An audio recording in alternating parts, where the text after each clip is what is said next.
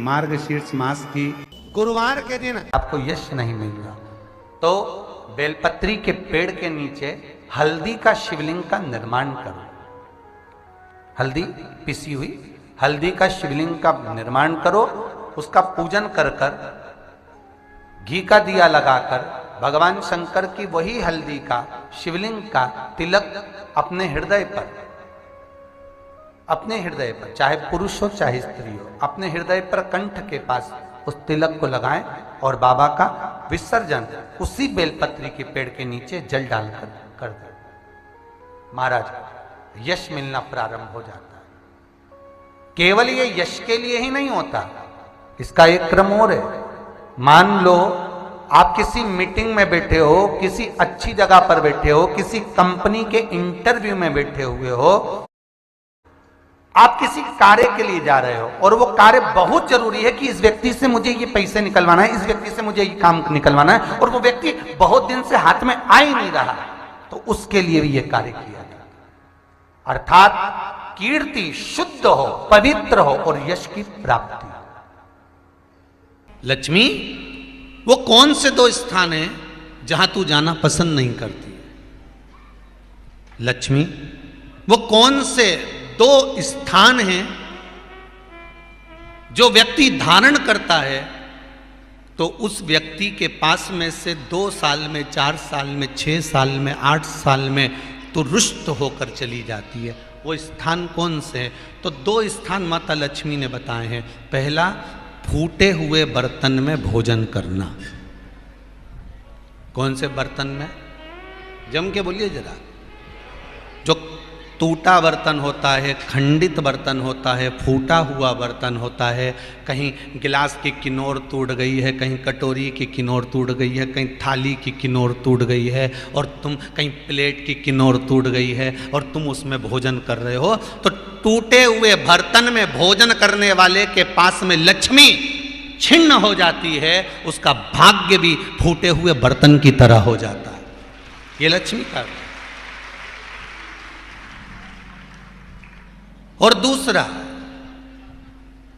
फटे हुए वस्त्र धारण करने वाले का भाग्य भी फटे हुए वस्त्र की तरह, जैसे फटा हुआ कपड़े का रेसा रेसा निकलता है, उसी तरह फटे हुए वस्त्र धारण करने वाले की भी जिंदगी में परिश्रम का रेशा निकलता रहता है, पर उसको सुख का भान नहीं होता। आज के जमाने में ये फटे हुए कपड़ों का फैशन आ गया, ये बड़ा दुख की घड़ी है।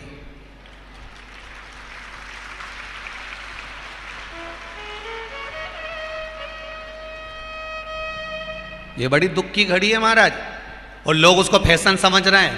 पहले तो कम फटा होता था, पर आज के जमाने में तो इतना इतना फट गया, ऐसा लगता है कि दिवाली का बम चलाने गया था दीपावली पे और बम कपड़ों के बीच में से फट गया।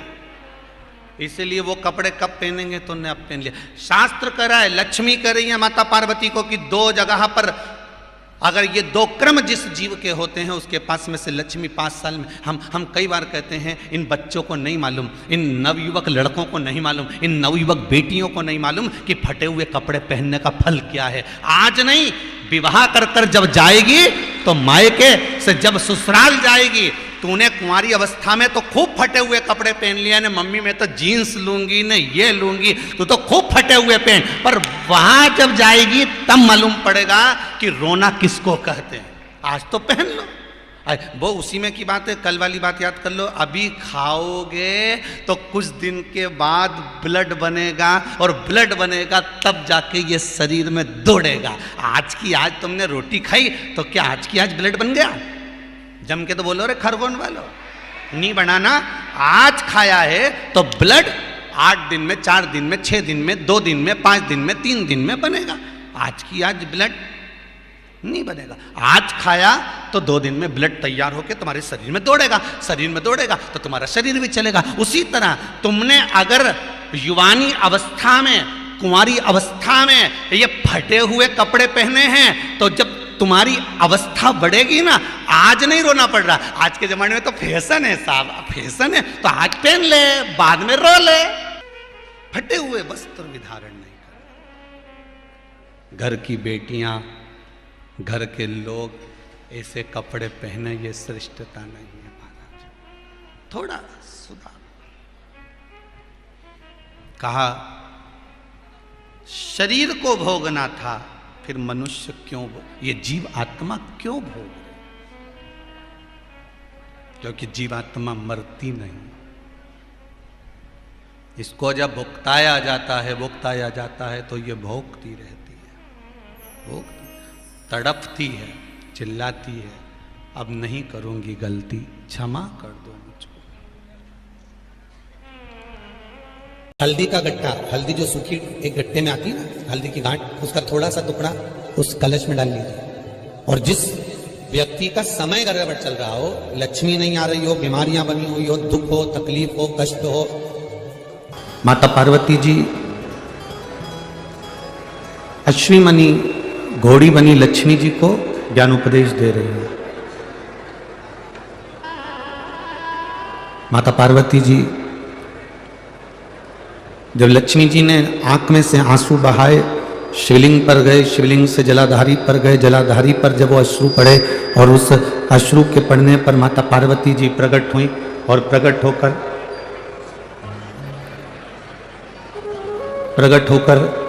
माता पार्वती जी जब सम्मुख में आई, माता पार्वती जब सामने आई तो उन्होंने लक्ष्मी जी को समझाया। माता लक्ष्मी से कहा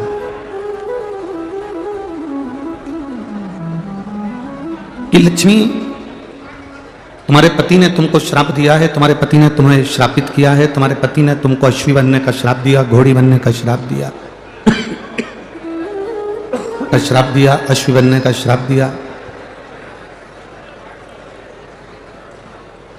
लक्ष्मी, तुम इस बात से दुखी ना होइए कि तुम्हारे पति ने तुमको श्राप दिया।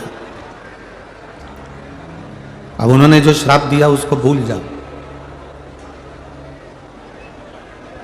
अब कुछ अच्छा करने का प्रयास करो। जो श्राप दिया है अब उसको भूल जाओ। और हम भी आपसे यही कहेंगे कि अगर कोई आपको गाली दे दे, कोई आपको अपशब्द कह दे, कोई आपको ताना दे दे, कोई आपको आड़ा टेढ़ा बोल दे, वो कह दिया, कहने के बाद आप उसको भूल जाइए। उसने कहा, आप उस बात को भूल जाओ। अब बहुत दिन तक अपने बुद्धि में लेकर बैठ जाना, बहुत दिन तक अपनी चित्तवृत्ति में लेकर बैठ जाना कि उसने मेरा अपमान करा है, उसने मुझे गाली दी, उसने मुझे अपशब्द कहा, उसने मुझे आड़ा टेढ़ा कहा, टेढ़ा बोल दिया, बार बार अपनी बुद्धि में उसको घुमाना, अपनी चित्तवृत्ति में लेकर आना, ये श्रेष्ठ नहीं है। तुमको कोई गाली भी दे देना, अपशब्द भी कह देना, अगर तुम्हें कोई आड़ा टेढ़ा भी बोल देना, कोई आपको अपशब्द कह दे, आड़ा टेढ़ा कह दे, कोई गाली भी दे दे, तो भी शिव महापुराण की कथा कहती है कि आपको उससे बोलचाल बंद नहीं करना। सास ने कुछ शब्द कह दिया, बहू ने कुछ आड़ा टेढ़ा कह दिया, या किसी ने कोई शब्द कह दिया और आपने बोलना चालना बंद कर दिया, शिव महापुराण की कथा कहती है ये कभी ना करें। शब्द भी कहा है, किसी ने आड़ा टेढ़ा भी अगर बोला है, किसी ने अपशब्द भी कह दिया, ताने भी दे दिए, गाली भी दे दी, हमको बोलना बंद नहीं करना है। बल्कि कारण क्या होगा? जिसने गाली दी है, जिसने अपशब्द कहा है, जिसने ताना दिया है, तुम्हें उसका जवाब नहीं देना है। तुम तो बाबा पर एक लोटा जल चढ़ाते रहो और हर हर महादेव कहते रहो, जवाब तुम्हारा भोलेनाथ खुद समय आने पर दे देगा, तुम्हें उसका जवाब नहीं देना।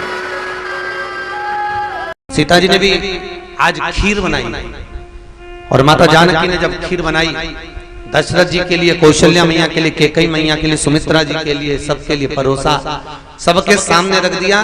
और कैकेयी मैया के सम्मुख में भी खीर रखी, सुमित्रा के सम्मुख में भी खीर रखी। और माता सीता अंदर रसोई घर में गई और रसोई घर में जैसी जानकी जी पहुंची, इतनी देर में ऐसी तेज हवा चली, ऐसी तेज हवा चली कि कचरा उड़ा और उड़कर दशरथ जी के कटोरे में जो खीर रखी थी उस खीर में चला गया। एक तिनका उस कटोरे में जाकर गिर गया।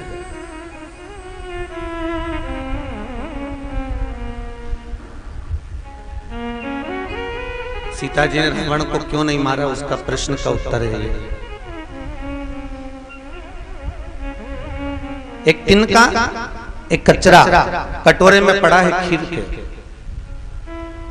और खीर के कटोरे में जब वो कचरा पड़ा था, तिनका पड़ा था, सीता जी ने देखा मेरे ससुर के पात्र में खीर में कचरा गिर गया, और मैं नई नवेली बहू, अगर आज ससुर के मुख में कचरा देखेंगे ससुर तो क्या कहेंगे, मेरी बहू ने मुझे कचरा डाल कर दे दिया, पहली बार तो बहू ने भोजन दिया है और उसमें भी कचरा दे दिया, करूं तो करूं क्या, जाकर निकाल सकती नहीं हूं, कटोरा बदल सकती नहीं हूं, हंसी उड़ जाएगी मेरी, क्या करा जाए। सीता जी ने झरोके में से झांका, उस कटोरे में पड़े हुए तिनके को माता जानकी ने अपनी दृष्टि से देखा, ऐसा देखा कि कटोरे में पड़ा हुआ तिनका वही जलकर भस्म हो गया।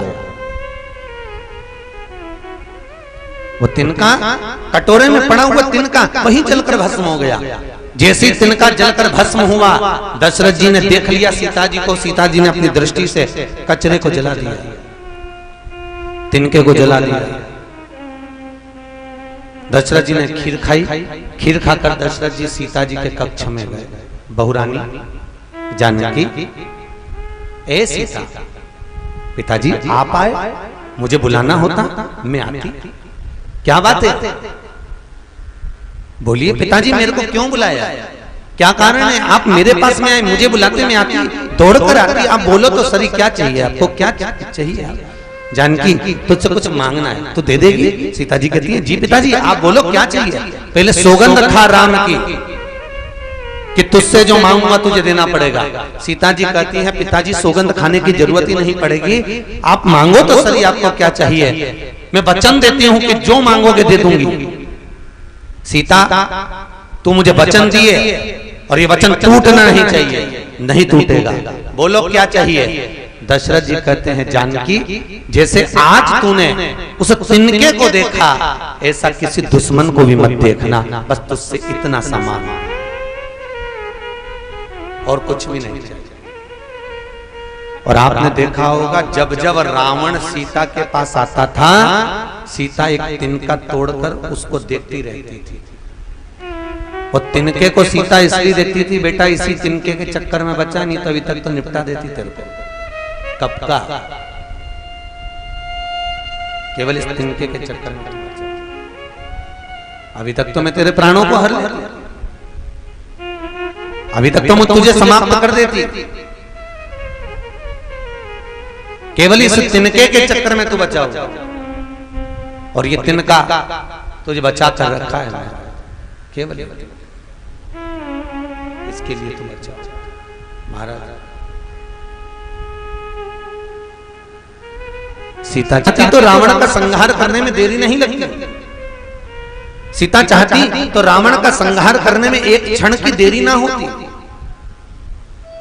पर केवल जो वचन दिया गया था, जो शब्द कहा गया था, जो वचन के संबोधन कहे गए थे कि मैं आपको वचन देती हूं कि जिस तिनके को देखा ऐसा दुश्मन को भी नहीं देखूंगी, इसलिए माता जानकी ने रावण का संहार नहीं करा, नहीं तो सीता तो रावण को कब का मार देती साहब, कब का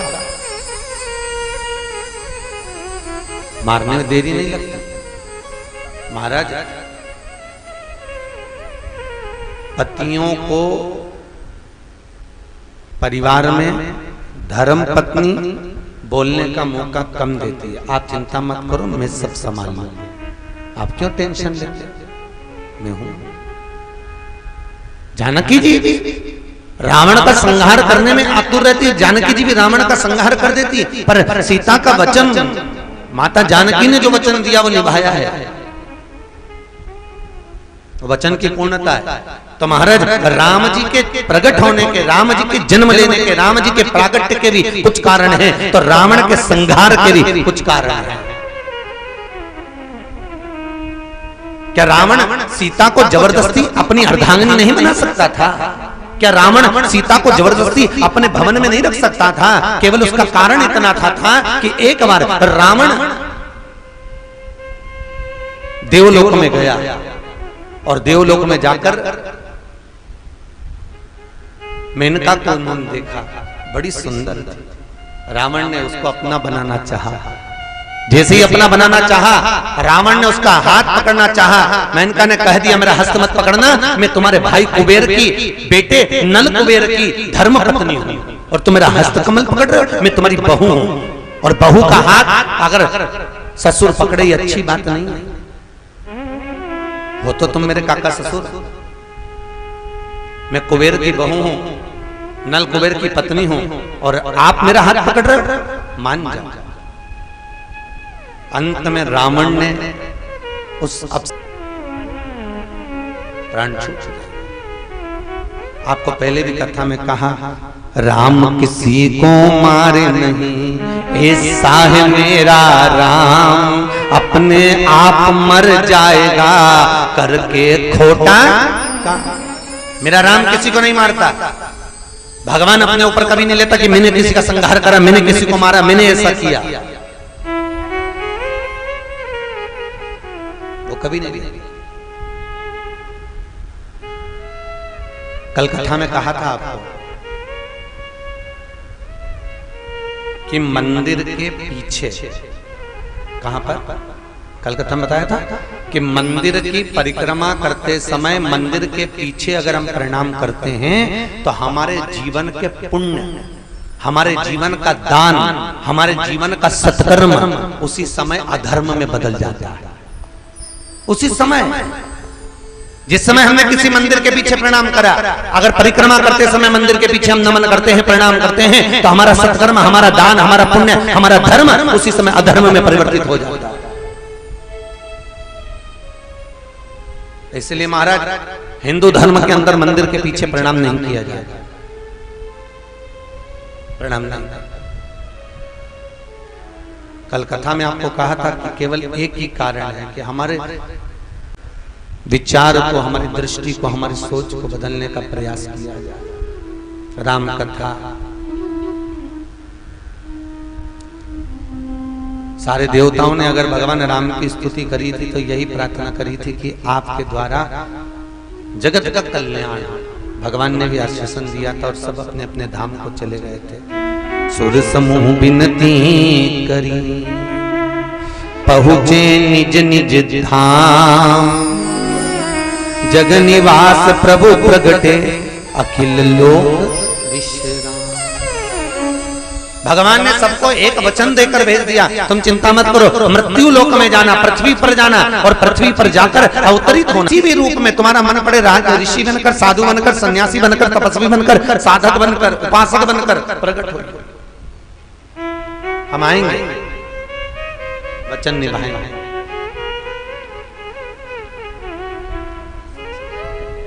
भगवान जब आया, राम जी महाराज जब माता कौशल्या के गर्भ से प्रकट होने वाले थे,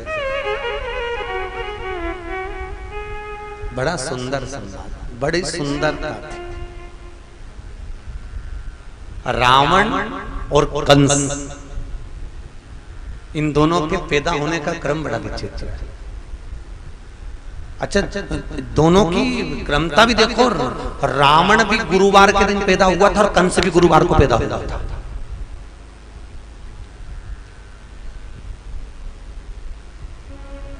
कंस भी गुरुवार को हुआ और रावण, और दोनों की क्रमता देखो, वो भी त्रयोदशी को पैदा हुआ था, ये भी त्रयोदशी को पैदा हुआ, कंस भी और रावण। बस अंतर इतना है, ये ब्राह्मण के घर में पैदा हुआ और वो यदुकुल में पैदा हुआ, पर दोनों में बस केवल अंतर इतना था कि जो कंस पैदा हुआ था वो पवन रेखा के गर्भ से पैदा हुआ और वो पवन रेखा 3 दिन की रजस्वला थी, 3 दिन की रजो धर्म धारण करने, 3 दिन की रजो धर्म। और हमारा हिंदू धर्म कहता है, हमारा शास्त्र कहता है कि नारी जब 3 दिन की रजस्वला रहती है, नारी जब 3 दिन की रजो धर्म में रहती है, इसका वर्णन भी हमारा शास्त्र है। पवन रेखा 3 दिन की रजो धर्म वाली थी और रजो धर्म धारण कर कर पवन रेखा बालों को धोकर, केश को धोकर बगीचे में चली गई थी। और बगीचे में जैसे गई, एक दुर्मिलिक नाम का राक्षस वहां से निकल कर जा रहा था। उसने पवन रेखा को देखा, बड़ी सुंदर लगी, और इतनी सुंदर लगी पवन रेखा, और दुर्मिलिक कुंवारी अवस्था का राक्षस, कुंवारी अवस्था।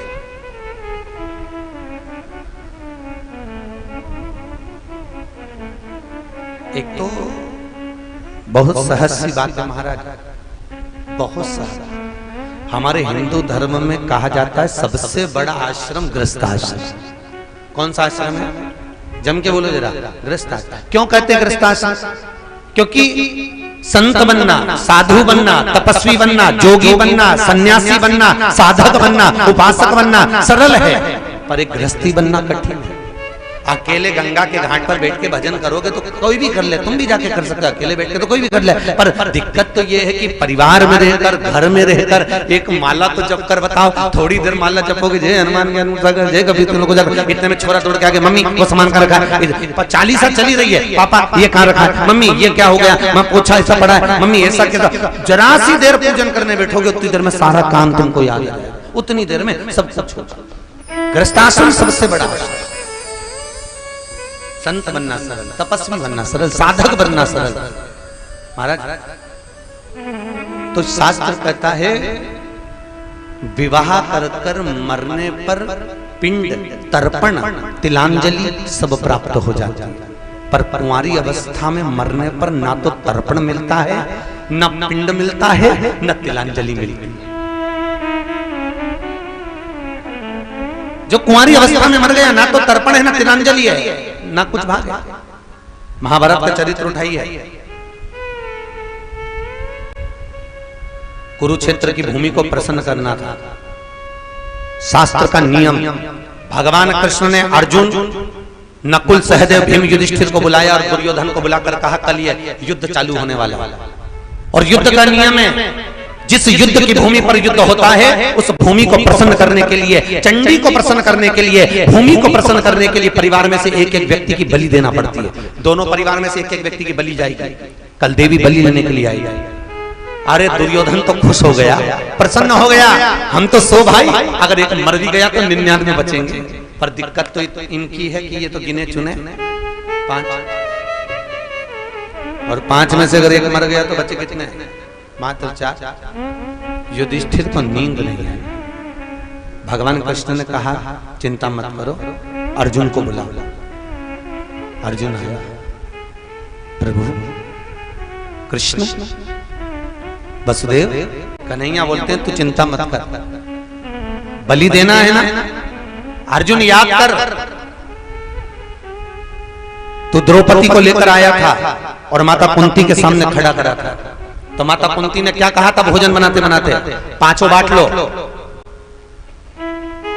और द्रौपदी 5 पतियों की पत्नी बनी थी, तो द्रौपदी ने एक शर्त रखी थी, मैं जिस पति के साथ रहूंगी 1 वर्ष तक रहूंगी, अगर मेरे पति के कमरे में कोई दूसरा पति आ गया तो उसको 5 वर्ष के लिए बन जाना पड़ेगा। वो बन जाए। अर्जुन, तुम 5 पतियों ने वचन दिया था। द्रौपदी उस समय भीम के कक्ष में थी, एक ब्राह्मण तोड़कर आया कि मेरे बेटे को सिंह उठा कर ले गया। तुम अर्जुन धनुष को ढूंढने के लिए भीम के कमरे में चले गए, ब्राह्मण के बच्चे को तो बचा लिया, पर तुमको 5 वर्ष के लिए बन जाना पड़ा था। अर्जुन कहते हैं बिल्कुल सही है प्रभु, तो करना क्या है? भगवान बोले अर्जुन, तुम 5 वर्ष के लिए जब बन गए थे तो नागों की कन्या उलूपी के साथ में तुमने शादी कर ली थी, और उलूपी के साथ में शादी हुई तो उससे एक बेटा उत्पन्न हुआ था जिसका नाम था अरावन। जी महाराज, एक काम करो, बलि चढ़ाना है, परिवार के व्यक्ति की चढ़ाना है, तो उसको लेकर जाओ। अर्जुन गए, आरावन को लेकर आए। आरावन ने कहा पिताजी घबराना मत, इन कौरवों को तो मैं छाट छाट कर मारूंगा, चिंता मत करना। और आरावन जैसे ही आया, भगवान कृष्ण ने कहा आरावन, हमें तुमसे युद्ध नहीं कराना। तो दादा फिर मुझे बुलाया क्या? हमें तुम्हारी बलि चढ़ाना। आरावन कहता है दादा मैं कुंवारा हूं, और कुंवारी अवस्था में अगर मर गया तो ना तो मेरा पिंड मिलेगा, ना तर्पण होगा, ना कहीं गया जी का श्राद्ध होगा, ना मुझे कुछ मिलेगा। अगर ब्राह्मण को भोजन भी कराया जाएगा तो मुझे प्राप्त नहीं होगा, कोई तर्पण भी करेगा तो मुझे प्राप्त नहीं होगा, कोई तिलांजलि भी देगा तो मुझे नहीं मिलेगा, क्योंकि मैं कुंवारा हूं और कुंवारी अवस्था में मरना नहीं चाहता। दादा पहले मेरी शादी कर दो, उसके बाद मैं मर जाऊं। अब भगवान ने मन में सोचा, एक रात के लिए कौन अपनी छोरी भी आएगा, कल तो इसको मरना। करा क्या जाए, एक रात्रि के लिए इसको छोरी देगा कौन? भगवान कृष्ण ने युधिष्ठिर, नकुल, सहदेव सबसे कहा ढूंढो, एक लड़की ढूंढो जल्दी, इसकी शादी करना। कोई लड़की नहीं मिली। भगवान कृष्ण को लगा अब करा क्या जाए। तब भगवान कृष्ण को याद आ गया कि भगवान शंकर ने भगवान ब्रह्मा को सृष्टि रचना का भार दिया था और ब्रह्मा जी से कहा था, ब्रह्मदेव सृष्टि की रचना करना तो पुरुष और स्त्री ना। तो शंकर भगवान ने अपना अर्धनारीश्वर स्वरूप का दर्शन कराया था। करें दर्शन कभी? अर्धनारीश्वर स्वरूप का दर्शन कराया था कि आधे पुरुष बना दो, आधे स्त्री बना दो। और ब्रह्मा, भगवान विष्णु और शिव चले गए। जब ब्रह्मा जी ने सृष्टि की रचना करी, आधे स्त्री बनाना थे, ब्रह्मा जी ने उनको भेला कर कर बना दिया, आधे पुरुष आधे स्त्री। तो पूरी पृथ्वी किन्नर की हो गई। जहां देखो वही किन्नर, जहां देखो वही किन्नर नजर आ रहे थे। नीचे आए, आते सी भगवान विष्णु को हंसी आ गई, ब्रह्मा जी तुमने क्या बना दिया? ब्रह्मा जी बोले, भगवान शंकर ने तो किया था आधे पुरुष आधे स्त्री बना दो। शंकर भगवान बोले, मैंने बोला था आधे पुरुष आधे स्त्री बना दे, तो उन्होंने स्त्री का रूप रखा और किन्नर का रूप रखकर भगवान कृष्ण ने रावण के साथ में शादी की। हर हर महादेव, श्री शिवाय नमस्तुभम। पूजनीय गुरु जी द्वारा बताए गए 27 नवंबर मासिक गुरुवार की महालक्ष्मी उपाय बताए गए हैं। यश प्राप्ति, लक्ष्मी को दी गई सीख के बारे में बताया गया है, सीता माता की पहली रसोई के बारे में बताया गया है और कई उपाय बताए गए।